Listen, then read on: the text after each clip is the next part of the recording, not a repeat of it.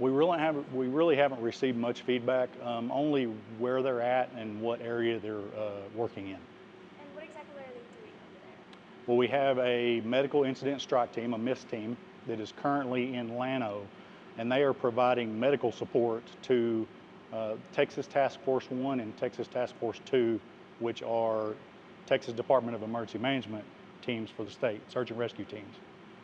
Did the state or Kerrville ask you all to come out there, or did you all strictly volunteer to go out there? No, we got requested by the state. Yes, sir. Mm-hmm. How do you all train for severe weather like this and going out there to help and mentally prepare for that? Well, our EMTF teams and our TIFMAS teams, they have to have a certain amount of training, a certain amount of hours, certain things that they're required to do. They have task books that they've got to complete and sign off. They go out on deployments to train, and then as they go out on these training deployments, they get their task book signed off, and then that's when they can go out on their own, if you will. And then they get to different levels depending on their training. It's a lot of training, it's very intensive, but we have quite a few members of our department that are EMTF trained and TIFMAS trained. What does it mean to you and to your department to be able to assist other Texas communities like this? Oh, we love it. We love being able to deploy our TIFMAS teams and our EMTF teams. Any chance we get to assist another department, another community, or even the state in anything, we try to jump on that every chance we get.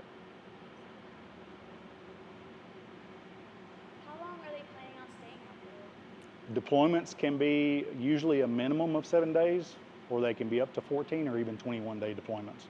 And we won't know until that time comes and they decide, okay, we're going to send them home on this day and they'll travel the next day, or they'll be done on one day and travel the next day. You probably already answered this question, but where specifically are they being sent to? Our MIST team, our EMTF MIST team, Medical Incident Support Team, is currently in Llano, and they're supporting Texas Task Force 1 and 2. Do you know what the conditions are like in Kerrville and what challenges your firefighters are facing, if any, right now? I haven't really heard much of anything. I know our TIFMAS team is currently, they spent the night in Fredericksburg just because it was the closest hotel available for them to stay. They did get the night shift. They're going to go back to Kerrville this evening and backfill the firehouses in Kerrville to make runs for those personnel. And that's mostly what TIFMAS is for. A community is affected in one way or another, whether it be a tornado, storm, floods, and teams from across the state out of other regions go in and help that department, help that community, and help that area and cover what they can. So they can go home and be with their loved ones, take care of things that they might have been affected with as well, flooding in their own homes, things like that. And when did the state ask you all to go out there? Our MIST team was deployed on Friday, and our TIFMAS team was deployed on Sunday. Has your team ever experienced anything like this before? To this level of flooding, no. Mostly what we have done in the past is mostly large wildland fires.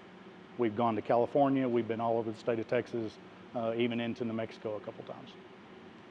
So we know that there are a couple, not a couple, but there's a police officer in Odessa that's hurt recently out there as well as someone. Are there anything specific to that that maybe y'all are looking for, like in relation to? Well, like I said, our TIFMAS team, they've been assigned to backfill the Kerrville stations, and so they're not doing any search and rescue stuff right now. Because of Texas Task Force 1 and 2, those are the highest trained, more specialty and urban search and rescue stuff. So those type of teams are the ones that are probably searching for people. We're just helping the community of Kerrville by backfilling their stations and responding to calls for them. Are you planning on maybe rotating each other or no? Well, if the recovery efforts and search efforts continue for over 14, 21 days, then we have the opportunity to switch people out. And to say one more thing about our TIFMAS team, we actually teamed up with 2 firefighters out of Midland also. So we sent our truck, 2 of our members, and then 2 Midland firefighters jumped on with us and went to Kerrville. Is there a message that you would like to share with the community regarding kind of just the families affected by the flooding or the families that were deployed from the first responders? Just keep them all in your thoughts and prayers. There's a lot going on down there. It's a very, very sad, devastating situation. Thoughts and prayers for the families of those lost, and for our responders that are down there trying to help. Is there any way that the public can kind of support the crews that are out there? Any funding, anything like that? They'd probably have to go through like Red Cross or something like that. So that's more, so the logistics of it are taken care of and coordinated better. Is there anything else you'd like to add? No, ma'am. I'm good. Okay. Thank you. So much. And how are you feeling having first responders in this area going out there to help? Very proud of Odessa Fire and Rescue that we've attained this level of training to be asked to go out on such an important mission to help out those in need in Central Texas, our brothers and sisters in the Kerrville area in Central Texas. Just very proud of everybody involved to be asked to go out down there and assist and help. What do the next following days look like for our first responders? What are their priorities right now? They're on a life-saving mission, and that's very, very important. Very important to the community that we support the men who are down there. The level of training they're provided here in Odessa, it just speaks to the level of training that they're provided here at the Odessa Fire and Rescue Department. I think it speaks to the leadership here at OFR, and we're very proud of everybody who's available and trained up to that level, and we're very proud of them. What has been sort of the public response behind not only just our own, OFD responders going out there, but also the people in Odessa that are out there, listening, things like that? I say that word again. We're just very proud of them. The community should hold them in high regard. In my opinion, I think that we have a high level of training here, and it goes back to the leadership.